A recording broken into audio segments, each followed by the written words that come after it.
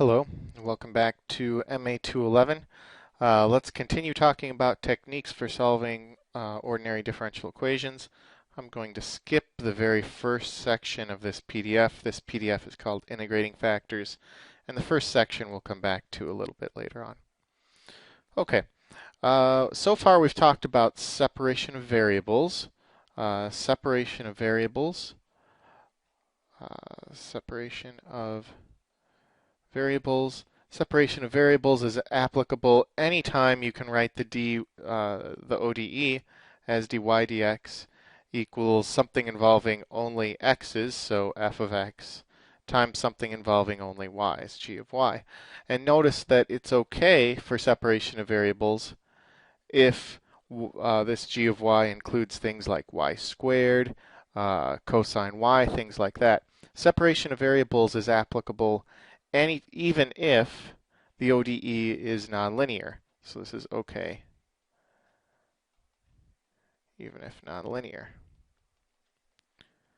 And it is the only technique we'll learn for solving nonlinear equations. So if in the future you see an ODE to solve and it's nonlinear, you would better be trying to separate variables. The thing about separation of variables is it works anytime your ODE is separable, but there are lots of times when the ODE is not separable. So let's try to solve linear first order ODE. And recall that a linear first order ODE can be written like this. Recall.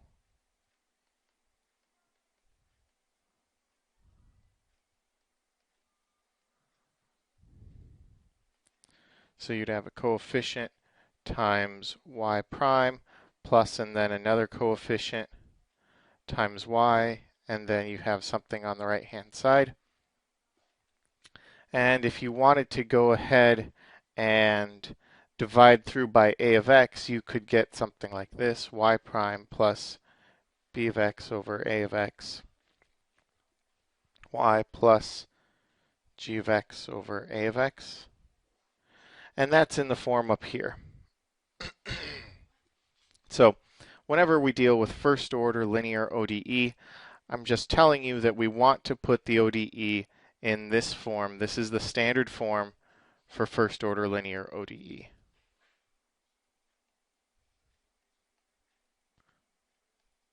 So standard form for first order linear.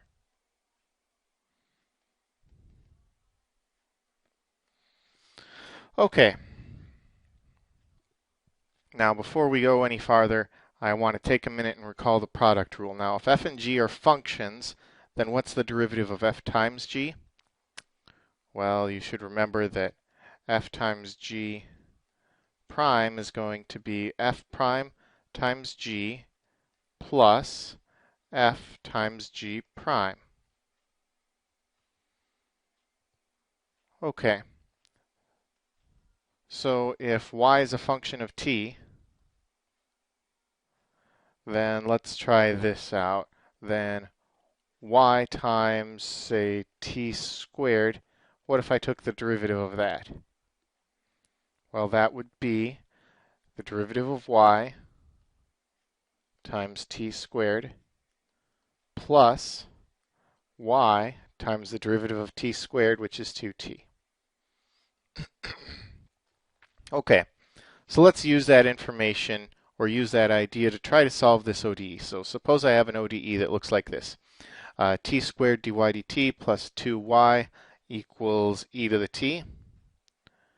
So let's see. The thing I want to do is notice that this left-hand side, this is t squared times dy dt.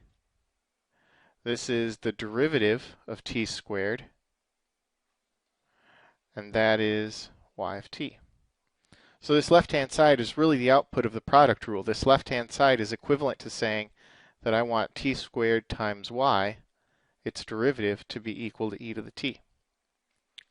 Well, if the derivative of t squared times y is e to the t, I could integrate both sides, and that means that t squared times y has got to be e to the t plus some constant.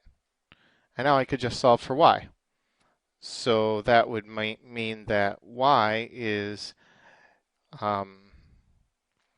e to the t times t to the negative 2 plus c t to the negative 2. And that's it. That would be the general solution for my ODE.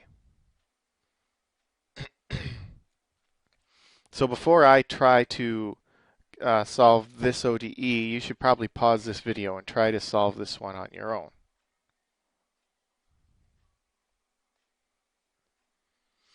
Okay, so hopefully you've tried this on your own. Let's see, on the left here, we have what? We have sine x dy dt. And here you have the derivative of sine x, so we'll say sine x prime, and here you have y. So once again, this left-hand side is the output of a product rule. This is the derivative of sine x times y. So you're really asking for the derivative of sine x times y to be x squared. Well, of course, that means I could integrate and get sine x y needs to be x cubed over 3 plus a constant. And so that means that y has to be x cubed over 3 sine x plus a constant over sine x.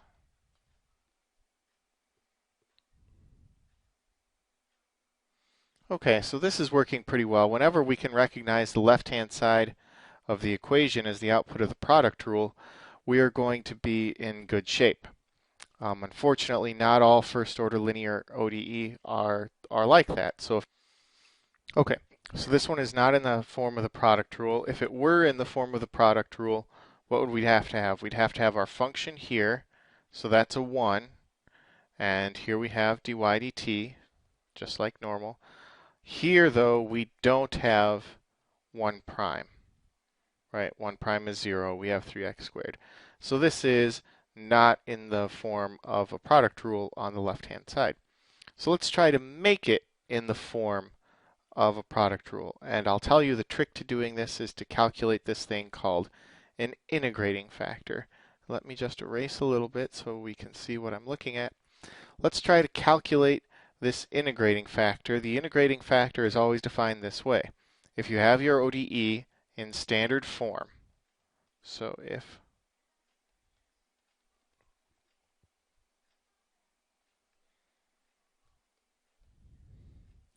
then you can calculate this integral of e, or e to the integral of this coefficient sitting in front of y, including the sign.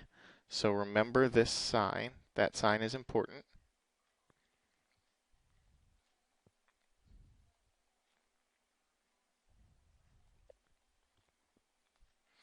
And you calculate this integral, you'll get e to the x cubed. And now what I'm going to do is multiply the entire ODE by the integrating factor. And if you take a look, now we have a new ODE. If y solved the old ODE, then y will solve the new ODE.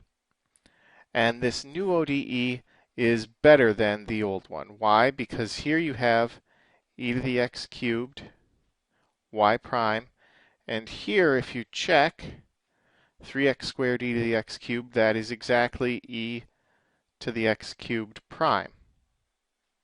Okay, so this new ODE is again in the output of a product rule. So the left-hand side really is y e to the x cubed prime. And so you can write it like this. Now you can solve the ODE. If you integrate both sides, you'll get y e to the x cubed has to be equal to, this would be 1/3 e to the x cubed, if you check, plus a constant. And so that means that y is going to be equal to 1/3 plus c e to the negative x cubed. And that's it.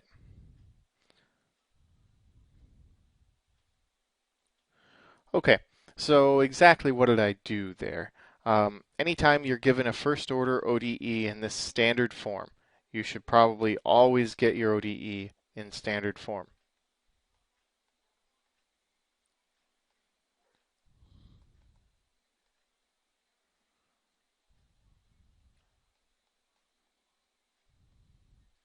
Okay? You should calculate this integrating factor. This integrating factor is e to the integral of the coefficient sitting in front of y. And don't forget the sign there. This sign is important. If it's a minus sign there, you have to include the minus sign in your integral. Okay? So you calculate your integrating factor. You multiply the entire ODE by your integrating factor like this. And now, if you did this properly, the left-hand side has turned into the derivative of y times your integrating factor. Okay? So once you calculate the integrating factor, multiply through by it, then your left-hand side now has this nice form, and the right-hand side is the integrating factor times the original f. So you can integrate both sides and then solve for y, just like we did in the last problem. So down here I've got that process distilled even further. You should take a look at that, get an idea what's going on, and I'll see you in the next video where we do some examples.